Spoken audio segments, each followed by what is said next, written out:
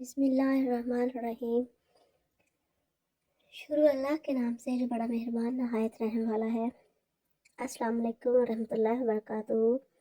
Islamic centre channel میں خوش آمدید ویورز۔ اس چینل پہ آپ کو انبیاء اکرام کے معجزات، ان کے حالات زندگی کے بارے میں ویڈیوز ملتی ہیں۔ ان کے بارے میں بہت سی معلومات آپ کو ملتی ہیں کہ ان کی قوم نے ان کے ساتھ کیا کیا، انہوں نے اسلام کی دعوت کیسے دی، اسلام کی تبلیغ کیسے کی اور کیسے کیسے واقعات پیش آئے۔ تو آج کی ویڈیو بھی بہت ہی ویلیویبل ہے۔ آج کی ویڈیو رسول پاک صلی اللہ علیہ وسلم کے معجزات کے بارے میں ہے کہ کون کون سے معجزات تھے جو آپ صلی اللہ علیہ وسلم کے ساتھ آئے۔ اللہ تعالیٰ نے آپ کو بہت سارے معجزات سے نوازا، تو آئیے دیکھتے ہیں کہ آپ صلی اللہ علیہ وسلم کے معجزات کون کون سے تھے۔ تو سب سے پہلے تو سب سے بڑا معجزہ قرآن مجید کا ہے کہ حضور نبی کریم صلی اللہ علیہ وسلم کے معجزوں میں بہت بڑا معجزہ ہے قرآن شریف کا، کہ جس کی ایک سورت کے برابر عبارت بھی کوئی نہیں بنا سکتا، اور قرآن شریف میں گزری ہوئی اور آئندہ کی سچی سچی غیب کی خبریں بھی موجود ہیں۔ حضور نبی کریم صلی اللہ علیہ وسلم جب معراج شریف سے مشرف ہو کر لوگوں سے بیان کرنے لگے اور بیت المقدس تک اپنے جانے کی خبر دی، تو کفار نے اس کو جھٹلایا اور بیت المقدس کی نشانیاں پوچھنے لگے۔ تو بعض ایسی علامات پوچھیں کہ جس میں شب کو آپ صلی اللہ علیہ وسلم نے غور نہ فرمایا تھا۔ تب اللہ تعالیٰ نے بیت المقدس کا منظر آپ صلی اللہ علیہ وسلم کے روبرو ظاہر کر دیا، تو آپ صلی اللہ علیہ وسلم نے خوش ہو کر صاف صاف نشانیاں اس کی بیان فرما کر سب کو شرمندہ کر دیا۔ چاند کے دو ٹکڑے ہونا بھی ایک معجزہ تھا کہ حضور نبی کریم صلی اللہ علیہ وسلم نے اپنی انگشت مبارک سے اشارہ کر کے چاند کے دو ٹکڑے کر دیے۔ سروں پر مٹی ڈالنے کا ایک معجزہ آپ صلی اللہ علیہ وسلم کے ساتھ پیش آیا۔ جب مشرکین مکہ حضور نبی کریم صلی اللہ علیہ وسلم کو شہید کر دینے کے ارادے سے آپ صلی اللہ علیہ وسلم کے گھر پر جمع ہوئے، تب آپ صلی اللہ علیہ وسلم کے نکلتے ہی سب نے سر نیچے کر لیے اور ان سب کی ٹھوڑیاں ان کے سینوں تک جا لگیں۔ تو آپ صلی اللہ علیہ وسلم نے ایک مٹھی خاک لے کر ان کے سروں پر ڈال کر فرمایا، جنی برے ہو جائے منہ ان کے۔ آخر ایسا ہی ہوا کہ جن سروں پر وہ مٹی پڑی وہ سب کے سب جنگ بدر میں مارے گئے۔ جنگ میں کافروں کو شکست دینے کا معجزہ۔ حضور نبی کریم صلی اللہ علیہ وسلم نے جنگ حنین میں ایک مٹھی خاک اپنے دشمنوں کے منہ پر پھینکی تو اللہ تعالیٰ نے ان سب کو شکست فاش کر دیا۔ مکڑی کا جالا بننے کا معجزہ۔ نبی کریم صلی اللہ علیہ وسلم جب غار حرا میں جا کر چھپے تو مکڑی نے اس غار کے منہ پر جالا لا دیا تاکہ دیکھنے والوں کو معلوم ہو کہ اس میں کوئی نہیں ہے۔ سراقہ کا زمین میں دھنسنا بھی ایک معجزہ ہے۔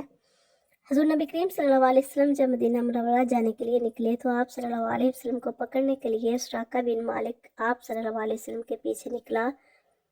جب قریب پہنچا تو اس گھوڑے کے پاؤں سخت زمین میں دھنس گیا اور آگے نہ بڑھ سکا۔ دست نبوت کے کمال کا معجزہ۔ ایک بار حضور نبی کریم صلی اللہ علیہ وسلم نے ایک ایسی بکری کی پیٹھ پر ہاتھ پھیرا کہ جس نے اپنی ابھی نر کی صورت نہیں دیکھی تھی، تو وہ آپ صلی اللہ علیہ وسلم کے دست مبارک کی برکت سے دودھ دینے لگی۔ ام معبد کی بکریاں دودھ سے لبریز۔ مدینہ منورہ کے راستہ میں ایک بڑھیا ام معبد کے نام ان کا تھا۔ ان کی بکری جو بالکل ضعیف تھی، آپ صلی اللہ علیہ وسلم کے دست مبارک اس پر پھیرنے سے بہت دودھ دینے لگی، حالانکہ اس میں پہلے سے کچھ دودھ نہیں تھا۔ آنکھیں ٹھیک ہو جانے کا معجزہ۔ حضرت قتادہ بن نعمان رضی اللہ تعالیٰ عنہ کی آنکھوں میں زخم ہو کر پانی رخسار پر بہنے لگا۔ آپ صلی اللہ علیہ وسلم نے اس کو اٹھا کر اپنے دست مبارک سے اس کی جگہ پر رکھ دیا، تو آپ صلی اللہ علیہ وسلم کے دست مبارک کی برکت سے اس کی آنکھیں اچھی ہو گئیں، بلکہ پہلے سے زیادہ بہتر اور جمال والی ہو گئیں۔ انگلیوں سے چشمے ابل پڑنے کا معجزہ۔ حضور نبی کریم صلی اللہ علیہ وسلم غزوہ حدیبیہ میں مکہ معظمہ کے قریب جنگل میں تشریف فرما تھے۔ 1500 صحابہ اکرام رضی اللہ تعالیٰ عنہ حضور نبی کریم صلی اللہ علیہ وسلم کے ساتھ تھے۔ جب عصر کی نماز کا وقت آیا، حضور نبی کریم صلی اللہ علیہ وسلم نے وضو کے لیے پانی طلب کیا۔ صحابہ کرام رضی اللہ تعالیٰ عنہ نے عرض کیا، یا رسول اللہ صلی اللہ علیہ وسلم، سارے لشکر میں پانی موجود نہیں۔ حضور نبی کریم صلی اللہ علیہ وسلم نے فرمایا کہ جس قدر ممکن ہو سکے پانی لشکر میں جمع کرو۔ نہایت مشکل سے سارے لشکر کی مشکوں سے پانی کے برتن نچوڑ کر ایک پیالہ پانی جمع ہوا، وہی حضور نبی کریم صلی اللہ علیہ وسلم کی خدمت میں حاضر کیا گیا۔ حضور نبی کریم صلی اللہ علیہ وسلم نے بسم اللہ کہہ کر اپنا دست مبارک پیالہ میں رکھا۔ آپ صلی اللہ علیہ وسلم کا ہاتھ رکھنا تھا کہ حضور صلی اللہ علیہ وسلم نبی کریم صلی اللہ علیہ وسلم کی ہاتھ کی برکت سے پانی کا چشمہ جاری ہوا۔ سارے لشکر والوں نے مشکیں اور پانی کے برتن بھر لیے، سب نے وضو کیا۔ کسی نے حضرت جابر رضی اللہ تعالیٰ عنہ سے پوچھا، بھلا تم کتنے آدمی تھے جو پانی پینے میں شامل تھے؟ حضرت جابر رضی اللہ تعالیٰ عنہ نے فرمایا، ہم کل 1500 تھے، لیکن اگر 1,00,000 بھی ہوتے تو وہ رحمت کا پانی سب کو کافی تھا۔ اس سے کیا فائدہ ہوا؟ علماء کرام فرماتے ہیں کہ یہ پانی آب زمزم سے بھی افضل ہے، کیونکہ زمزم حضرت جبرائیل علیہ السلام کے ہاتھ سے مکہ کی زمین سے نکالا ہوا ہے، مگر یہ پانی حضور نبی کریم صلی اللہ علیہ وسلم کے جسم اطہر کے درمیان نکلا ہے۔ زمزم حضرت جبرائیل علیہ السلام کے پر نے کھودا، یہ پانی حضور نبی کریم صلی اللہ علیہ وسلم کے ہاتھ سے جاری ہوا۔ زمزم زمین سے نکلا، یہ خاص حضور نبی کریم صلی اللہ علیہ وسلم کے جسد اطہر سے نکلا۔ بس جیسا فرق زمین کو اور حضور نبی کریم صلی اللہ علیہ وسلم کے جسم اطہر کو ہے، وہی فرق آب زمزم اور اس معجزہ کے پانی کو ہے۔ یہ پانی کوثر کے پانی سے بہتر ہے، وہ فرشتوں کے ہاتھ سے پیدا ہوا اور یہ سید اولین آخرین کے دست مبارک سے پیدا ہوا۔ بس جو فرق ملائکہ کے مرتبہ کو حضور نبی کریم صلی اللہ علیہ وسلم کے مرتبہ سے ہے، وہی فرق کوثر کے پانی کو اس معجزہ کے پانی سے ہے۔ اگلے انبیاء کرام نے پتھروں سے پانی نکالا، درختوں سے پانی نکالا، مگر جسم اطہر سے کسی پیغمبر نے پانی نہیں نکالا۔ حضور نبی کریم صلی اللہ علیہ وسلم کے ہاتھ سے امت کے لیے اس طرح پانی نکلا جیسے مہربان ماں کے سینے سے بچے کے لیے دودھ نکلتا ہے۔ اس لیے صحابہ کرام رضی اللہ تعالیٰ عنہ کو آپس میں سگے بھائیوں سے زیادہ باہم محبت تھی، اور حضور نبی کریم صلی اللہ علیہ وسلم کے ساتھ صحابہ کرام رضی اللہ تعالیٰ عنہ کو اپنے ماں باپ سے زیادہ الفت تھی۔ سارے صحابہ کرام باہم گویا دو شریک بھائی ہو گئے تھے، اور حضور نبی کریم صلی اللہ علیہ وسلم ماں باپ سے زیادہ امت پر شفیق ہیں۔ سبحان اللہ، حضور صلی اللہ علیہ وسلم کیا رحمت والے نبی تھے۔ باران رحمت کا نزول کا معجزہ۔ مدینہ طیبہ میں 1 سال قحط سالی ہو گئی، مدینہ مینا برسا۔ حضور نبی کریم صلی اللہ علیہ وسلم جمعہ کے روز خطبہ ارشاد فرما رہے تھے۔ ایک عرابی نے حاضر ہو کر عرض کیا، یا رسول اللہ، جانور ہلاک ہو گئے، کھیت درخت خشک ہو گئے، غریب لوگوں کے بچے فاقہ سے مرنے لگے، یا رسول اللہ صلی اللہ علیہ وسلم دعا فرمائے کہ اللہ تعالیٰ میں برسائے۔ یہ سن کر حضور کریم صلی اللہ علیہ وسلم نے خطبہ میں اپنے ہاتھ آسمان کی طرف اٹھا کر فرمایا، اے اللہ، بارش برسا دے، خشک زمین کو تر، سوکھے کھیتوں، مردہ زمین کو زندہ کر دے۔ صحابہ کرام رضی اللہ تعالیٰ عنہ کہتے ہیں کہ حضور نبی کریم صلی اللہ علیہ وآلہ وسلم کے ہاتھ اٹھانے سے پہلے آسمان پر ابر کا نام و نشان نہ تھا۔ حضور نبی کریم صلی اللہ علیہ وآلہ وسلم کے ہاتھ اٹھاتے ہی پہاڑوں کی طرح بادل اٹھ کر آئے اور اسی وقت برسنے لگے، اور مسجد نبوی سے پانی ٹپک کر حضور نبی کریم صلی اللہ علیہ وآلہ وسلم کے سر مبارک سے بہتا ہوا، ریشم مبارک سے ہوتا ہوا حضور نبی کریم صلی اللہ علیہ وسلم کے لباس پر گرتا تھا۔ اس جمعۃ المبارک سے برابر دوسرے جمعۃ المبارک تک میں برستا رہا۔ جب دوسرے جمعۃ المبارک کو حضور نبی کریم صلی اللہ علیہ وآلہ وسلم جمعہ کا خطبہ فرمانے کھڑے ہوئے تو پھر ایک عرابی نے عرض کیا، یا رسول اللہ صلی اللہ علیہ وآلہ وسلم، بارش کی کثرت سے اندیشہ ہلاکت ہے۔ یہ سن کر حضور نبی کریم صلی اللہ علیہ وسلم نے خطبہ میں دعا فرمائی، مولا کریم، مدینہ کی بستی سے کھل جائے، جنگلوں میں برسے، دریا میں برسے، ضرورت کے موقع پر برسے۔ ابو طالب کو خشک زمین سے شیریں پانی پلانا جس مبارک نبی صلی اللہ علیہ وسلم کا ادنا فریضہ تھا، برا حشر میں جب حضور نبی کریم صلی اللہ علیہ وسلم حوض کوثر پر ہوں گے اور آپ صلی اللہ علیہ وسلم کی امت کے مسلمان پیاسے حشر کی پیاس کی شکایت کرتے ہوئے حضور صلی اللہ علیہ وسلم کے پاس حاضر ہوں گے، تب کس طرح آپ صلی اللہ علیہ وسلم ہر پیاسے کو شاد نہ فرمائیں گے؟ آپ صلی اللہ علیہ وسلم ضرور سراب فرمائیں گے، 50,000 برس کی پیاس ضرور بجھائیں گے۔ درختوں کا اکٹھے ہونے کا واقعہ، درختوں کے اکٹھے ہونے کا معجزہ۔ ایک دن سفر کے موقع پر حضور نبی کریم صلی اللہ علیہ وسلم نے حضرت اسامہ رضی اللہ تعالیٰ عنہ سے فرمایا، اے اسامہ، استنجا کرنے کے قابل کوئی پردہ کی جگہ ہے؟ حضرت اسامہ رضی اللہ تعالیٰ عنہ نے عرض کیا، یا رسول اللہ صلی اللہ علیہ وسلم، دور تک صحابہ کا لشکر ٹھہرا ہوا ہے اور جہاں قریب میں کوئی جگہ قابل پردہ نظر نہیں آتی۔ یہ سن کر حضور نبی کریم صلی اللہ علیہ وسلم نے فرمایا، دیکھو اے اسامہ، یہ درخت کھجور کے جو الگ الگ کھڑے نظر آتے ہیں اور یہ پتھر جو دور دور سے پڑے دکھائی دیتے ہیں، ان کو حکم دو، ان سے جا کر کہو، رسول اللہ صلی اللہ علیہ وسلم فرماتے ہیں، تم آپس میں مل جاؤ اور پتھر تم درختوں کے بیچ میں دیوار بنا دو، حضور نبی کریم صلی اللہ علیہ وسلم تمہارے پیچھے استنجا فرمائیں گے۔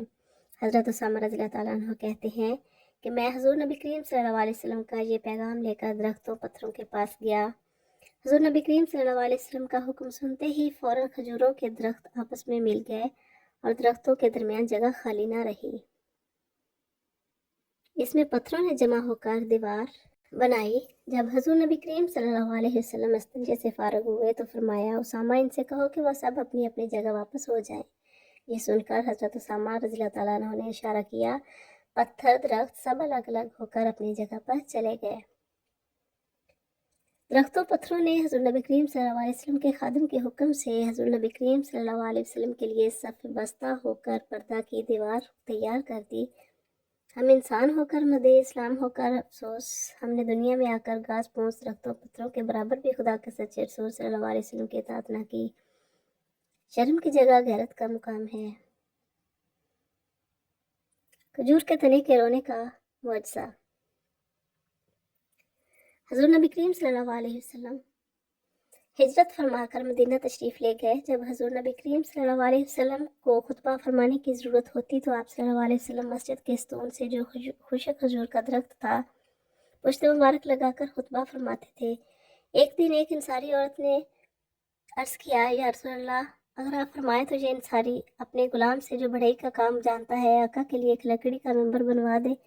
حضور نبی کریم صلی اللہ علیہ وسلم نے ارشاد فرمایا، اچھا۔ یہ سن کر وہ عورت چلی گئی اور 2-3 روز کے بعد 3 سیڑھی کا ممبر بنوا کر لائی اور حضور نبی کریم صلی اللہ علیہ وسلم کی خدمت میں پیش کیا۔ حضور نبی کریم صلی اللہ علیہ وسلم اس قدیمی لکڑی کو چھوڑ کر ممبر پر جلوہ فرما ہوئے۔ حضور نبی کریم صلی اللہ علیہ وسلم نے تھوڑا سا خطبہ فرمایا تھا کہ اس خشک ستون سے رونے کی آوازیں، چیخیں مارنے کی صدائیں بلند ہوئیں، ہچکیاں لینا، سسکیاں بھرنا، بچہ کی طرح ماں کی جدائی میں چیخیں مار کر رونا، گل مچانا شروع ہو کیا۔ حضور نبی کریم صلی اللہ علیہ وسلم ستون کے رونے سے بے چین ہو گئے، ممبر سے اتر کر اس رونے والے اور عشق رسول میں جان کھو دینے والے ستون کے پاس آئے، اسے گلے لگا کر بہت تسلی دی، اس سے کلام کیا، اسے خاموش کیا۔ حضور نبی کریم صلی اللہ علیہ وسلم نے فرمایا، اے ستون، تیرا کیا مطلب ہے؟ تو کیوں روتا ہے؟ ستون نے عرض کیا، یا رسول اللہ، رونے کا سبب جان دینے کے باعث محبوب صلی اللہ علیہ وسلم دو جہاں کی جدائی ہے۔ یا رسول اللہ صلی اللہ علیہ وسلم، پہلے تو آپ صلی اللہ علیہ وسلم مجھ سے کمر لگا کر خطبہ فرماتے تھے اور میں آپ صلی اللہ علیہ وسلم کے جمال اور حبیب رب العالمین کے وصال سے مشرف اور رہا کرتا تھا، مگر اب میری کم نصیبی محرومی قسمت سے آپ صلی اللہ علیہ وسلم مجھے چھوڑ کر ممبر پر اجلاس فرمانے تشریف لے گئے۔ حضور نبی کریم صلی اللہ علیہ وسلم نے فرمایا، اے ستون، اگر تو چاہے تو اللہ تجھے دنیا میں سرسبز کر دے، یہاں تیرے پھل اولیاء اللہ کھائیں گے۔ ستون نے عرض کیا، یا رسول اللہ، میں وہی بات پسند کرتا ہوں جس کی بقا ہمیشہ رہے، میں فانی بقا کو پسند نہیں کرتا، بلکہ مجھے آخرت کی زندگی ملنی چاہیے جہاں میرے پھل اولیاء کھائیں۔ سبحان اللہ!